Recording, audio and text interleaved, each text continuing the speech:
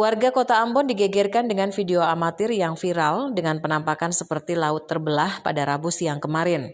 Penampakan ini terjadi di sekitar perairan Teluk Ambon.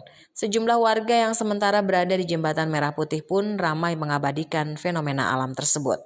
Setelah diteliti, fenomena alam tersebut merupakan sirkulasi langmuir atau tidal mixing front.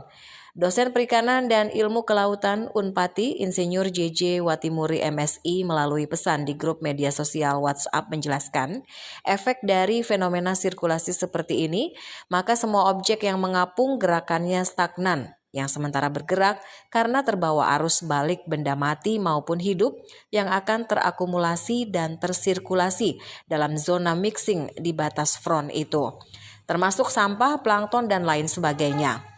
Akibat durasi kejadian sel-sel sirkular massa air yang membentuk dinding karena memiliki ciri massa yang berbeda, yaitu dari Teluk Ambon Dalam dan Wailela airnya lebih ringan dan air dari kawasan Angkatan Laut Halong berciri massa Laut Banda yang airnya berat.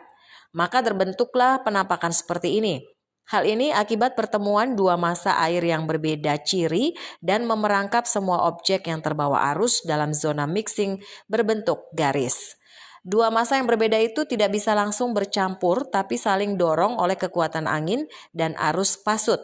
Pada batas temu dua massa air itu terjadi mixing oleh vortisitas, maka tampak seperti air berlubang. Tetapi itu adalah gerak melingkar vertikal.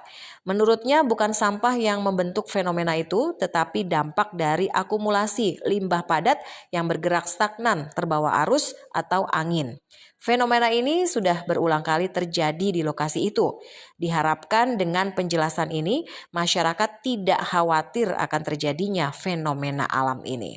Christine Sipahelut, Kurniawan melaporkan.